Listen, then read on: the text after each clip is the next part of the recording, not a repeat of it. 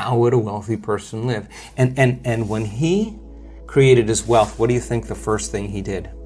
Started giving? Giving it away. Why? Because an abundant person doesn't have any lack. Hello and welcome to the Pacific Channel, where you learn how to be, do, and have whatever you want through the power of the law of attraction, meditation, and more. I'm your host, Steve Doherty. In this audio clip, Lewis Howe asked Dr. Joe Dispenza a question about abundance. He was a bit confused. He asked, so, when someone's looking for abundance, it's never about the abundance? It's about the change they need to make for healing? Dr. Joe then explains what he meant.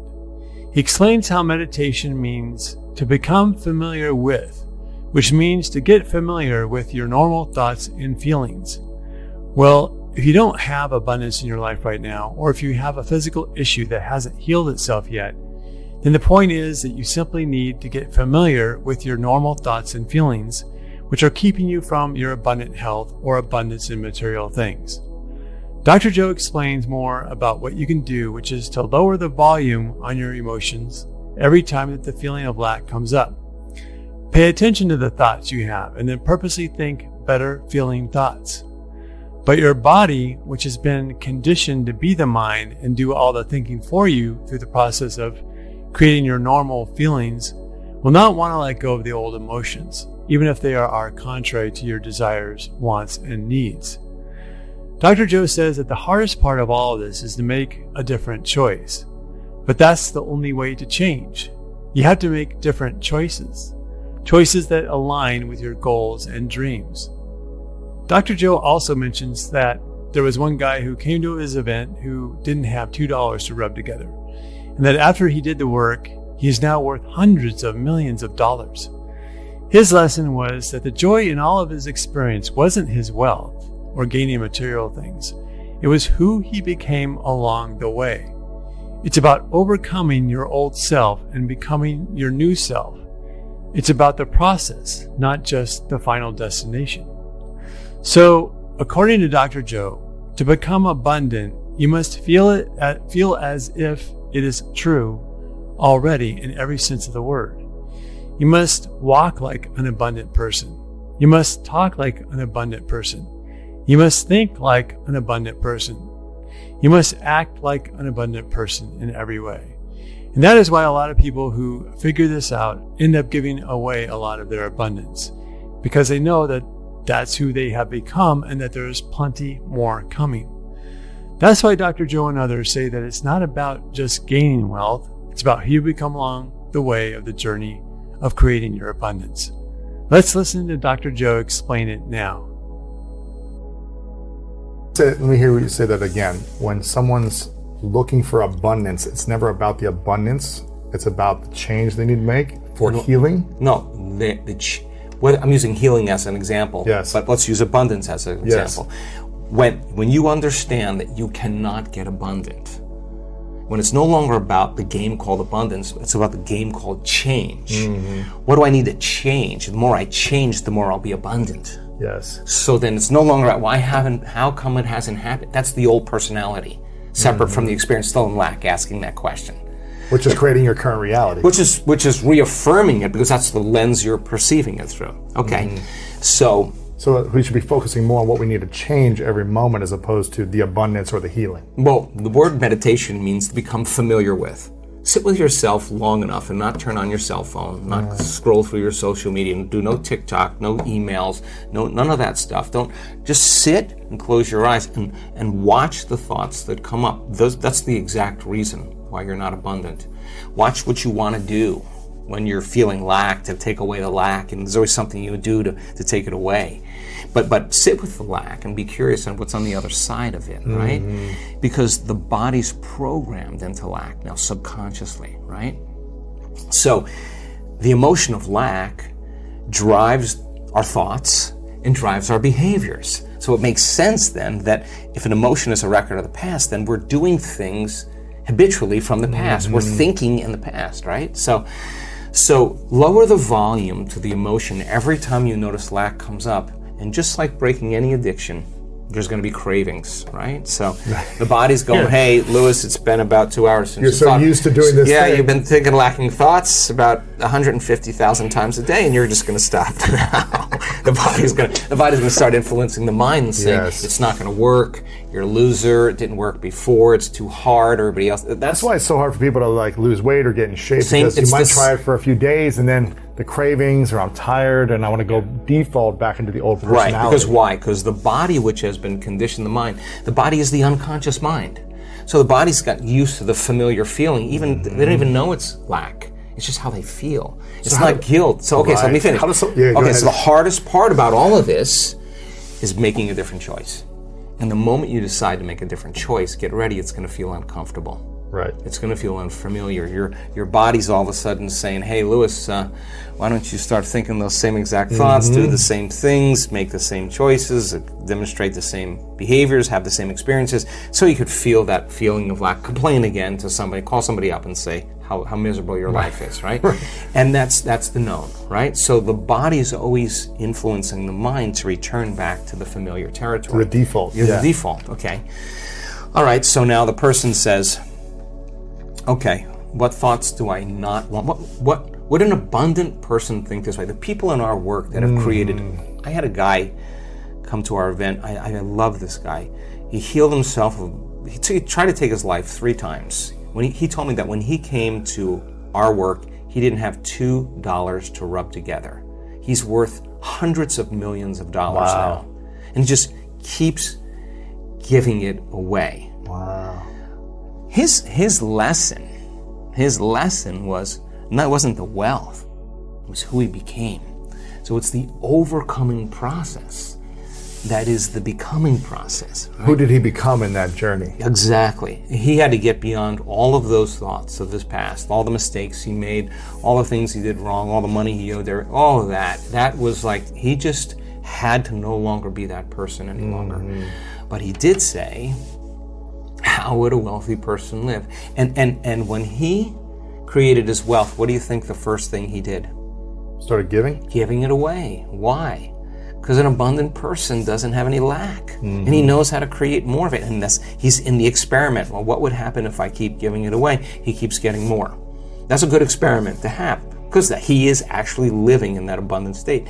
He also had tremendous healings taking place, because when you heal your heart, you heal your mind. I mean, it's just the way it is. We saw it so many times, right? So he healed his heart. He got an upgrade. He got an upgrade, right? Yeah. So then the next fundamental question is, how would an abundant person think?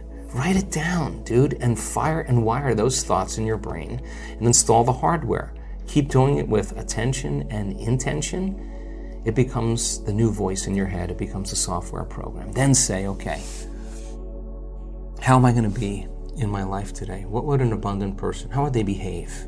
And before you reach for your cell phone and start scrolling through your social media, close your eyes and rehearse in your mind how that person would walk, how they would breathe, how they would smile, how they would greet people, how they would be on Zoom calls, how would they be in traffic, how would they be at dinner. And the act of closing your eyes and mentally rehearsing the act, if you're truly present, the brain does not know the difference between the real life experience and what you're imagining. In fact, just a little bit of time, you start to install the neurological hardware to look like you already did it. Now the brain is no longer a record of the past, it's primed for the future. Keep doing it, keep rehearsing. No different than playing an instrument, no different than learning how to dance, no different than learning how to act or play a sport. Everybody's always rehearsing, right? The rehearsal process changes the brain to look like you've already done it, you've already experienced it. Now what's the essential part of that? The hardware is in place. Now all you gotta do is step into the footprint. Keep doing it, it becomes a software program. You start acting like an abundant person. Everything changes. Your energy changes, your mood changes, the way you walk, the way you breathe, your posture changes. You're out of the known, right? Yes. You gotta condition the body now emotionally into the future. Can't open your eyes in the morning until you are feeling worthy to receive. And if you can't feel worthy to receive, then if not now, when? If it takes you 2 hours to get there, ask me if it's worth 30 years of running, trying to get what you need matter to matter. Okay, so then the person who wrestles with their lack, they're out of the bleachers and they're on the playing field. Now, here's what we learned. Let's go back to beliefs now. So remember, belief is just a thought you keep thinking over and over again. A belief is something that you keep thinking enough times that you hardwired in your brain and it becomes an automatic program. And we have beliefs about all kinds of things: money, relationships, God, whatever it is. It's all based on what we've been told or our past experiences, right? The boundaries of those beliefs are our emotions, right? So let's just say you got betrayed or somebody abused you or your father told you that money was bad and there's never enough of it or whatever. That's a story, okay? But somehow it left an impression on you. Remember that event very clearly, and that's kind of rooted in who you are, right? Okay, so that emotion then is the boundary of our belief, okay? So how you think and how you feel creates your state of being. If you take a thought and a feeling, a thought and a feeling, a thought and a feeling, a thought and a feeling, that's called an attitude. A series of good thoughts with a series of good feelings, you say, I have a good attitude today. You have a series of negative thoughts that are connected to a series of negative feelings, you say, I have a bad attitude today. So attitudes are just shortened states of being. Good attitude in the morning, bad attitude in the afternoon. If you take an attitude, and you keep those up, and you string attitudes together, you create what's called a belief. And a belief is just an extended state of being. So if you keep thinking the same thought, you keep hardwiring it in the brain, you keep feeling the same feeling, you keep conditioning in your body, the redundancy of that cycle over and over again conditions the body to subconsciously become the mind of that belief. And all beliefs are subconscious states of being. Okay. Take a belief, and you string them together, you form what's called a perception. And perceptions are just such extended states of being that we're unconscious. And so then we edit out reality. In fact, most people don't see things the way they are. They see things the way they are, right? And people are always filling in reality unconsciously based on their memory. They could be married to a person for 40 years and they don't see the person, they see the memory of the person, right? And there's research to prove this, okay? So how do we change a belief or perception about ourselves or our lives, okay? We've studied this. Okay, let's just say that lack is ingrained in there. You got the story, you lived on the streets, you lost everything, you got betrayed, your business partner took everything, took your wife, you got the story in the half, okay? Okay, you gotta start telling a new story of the future, right? You gotta believe in that future more than you have to believe in the past. So how do you do that? You only believe in the past when you feel the emotions of the past. The only time you're gonna believe in the future is when you feel the emotions of the future, right? Okay, so in order for us to change a belief or perception about ourselves and our lives, we have to make a decision with such firm intention that the amplitude of that decision carries a level of energy that's greater than the hardwired programs in your brain and the emotional conditioning in your body. And your body literally has to respond to your mind. That the choice that you're making to change in that moment becomes a moment in time that you never forget. And here's the key. Physically, the stronger the emotion you feel when you make that choice, the more you'll remember the decision. Okay, so then how do we down-regulate that old belief? If the trauma created an emotional quotient of 6 or 7, then your decision to change your beliefs got to be a 9. Right. And you got to come out of your resting state, and that moment has to define you. You could say, I know exactly where I was, the time of day it was, who I was with, when I made my mind up to change, right? Because you created a long-term memory. Long-term memories are created from strong emotion, right? But if the amplitude of that emotion is greater than the betrayal, boom, the body starts responding to the mind, and you're actually giving your body a taste of the future emotionally.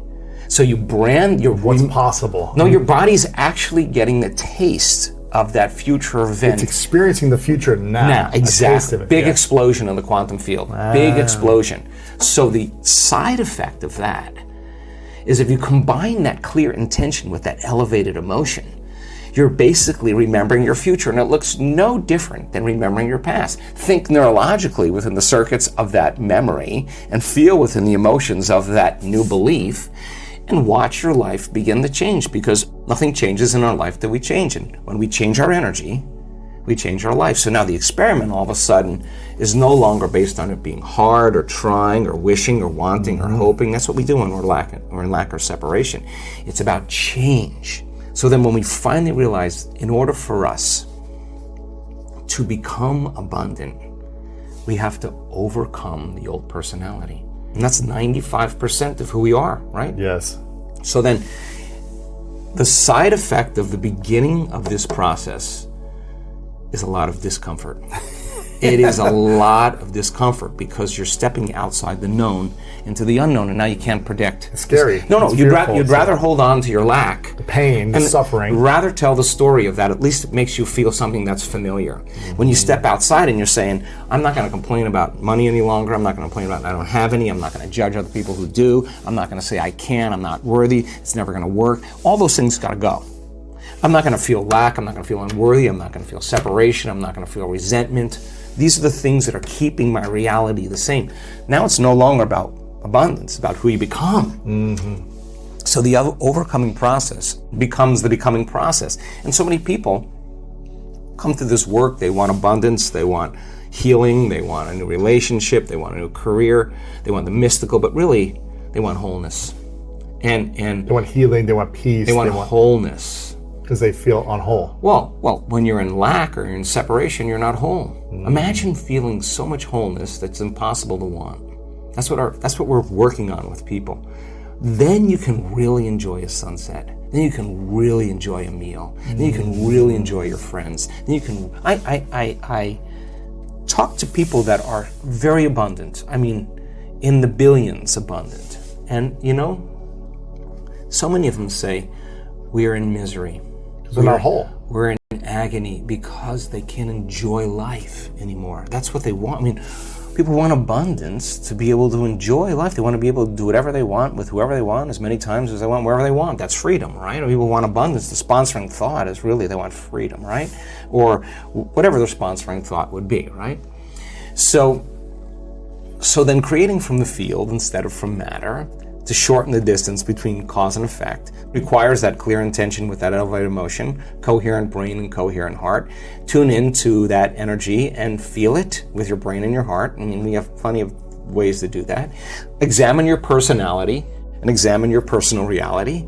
Change your personality, change your personal reality. Don't make it be about abundance. Make it about becoming abundant by overcoming the person who's not abundant. The person who heals themselves from a health condition, who's no longer thinking the same way, no longer acting the same way, no longer feeling the same way. You ask them where that disease is when they stand on the stage in front of 1,500 people or 3,000 people, and that's a 4-minute mile. Everybody's leaning in. That's truth right on the stage. They say, where is that?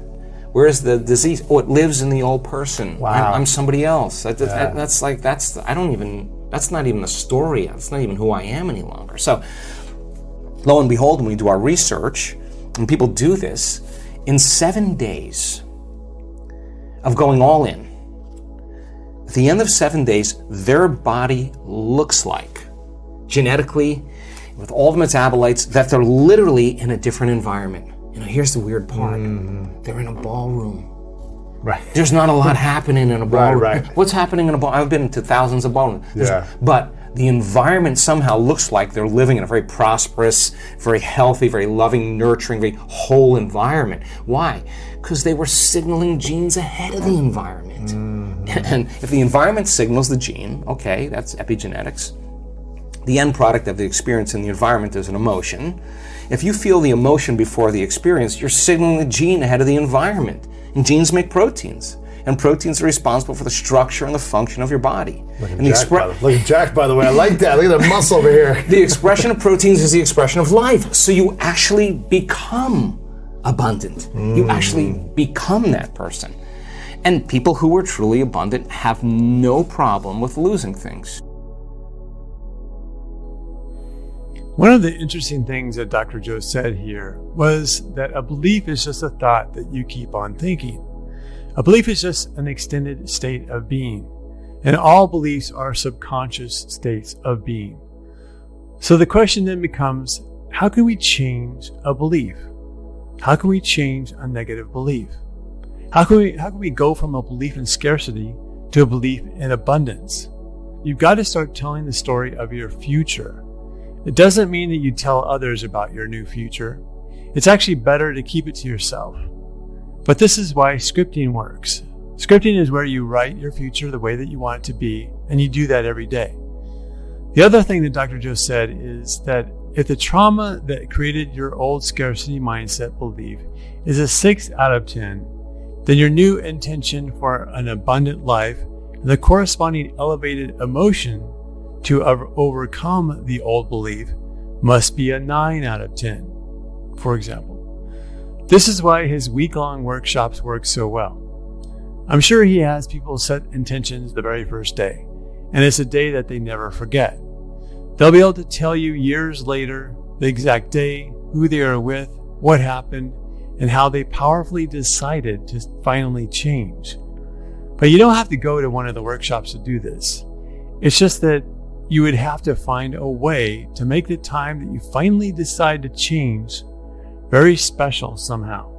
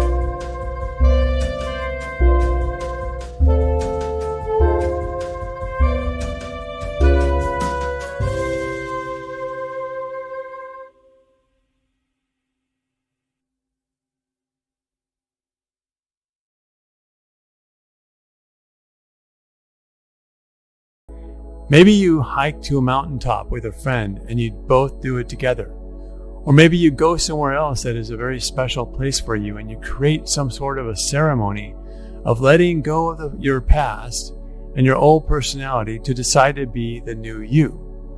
Whatever you do, you've got to make it a powerful decision that you never forget.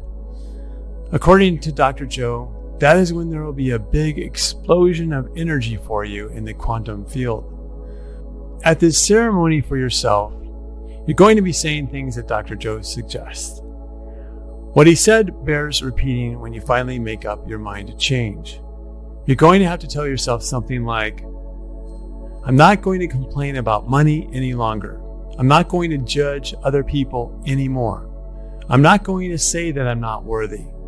All these things gotta go. I'm not going to feel lack. I'm not going to feel unworthy. I'm not going to feel separation. I'm not going to feel resentment. These are the things that are keeping my reality the same. Now it's no longer about abundance. It's about who you become along the way. You have to overcome your old self. The overcoming process becomes the becoming process. When you successfully do this, you will feel so whole that you no longer even want anything, according to Dr. Joe. And ironically enough, that's when everything you want to manifest will quickly come to you. If you like this video, please like, comment, and share it with others. Think about those who you know who might be ready for this information and share it with them. Thanks for watching, and now make that powerful decision for yourself to change. Make it a very special event that you will never forget, or attend one of Dr. Joe's week-long workshops if you can. It could be the best investment you ever made in your life. Until the next video, have a great day or night. Christmas is coming, and we would love to give back to our Pacific family. We are offering 2 lucky winners a ticket to Dr. Joe Dispenza's week-long retreat in Cartagena, Colombia, worth $2,300 each. To enter the giveaway, you must be a subscriber to our channel Pacific. Like this video, comment your manifestation goals for the year 2023, share this video with any 5 people, and stay tuned on our channel as we will declare the winner soon. Please refer to the description below for more info. Good luck!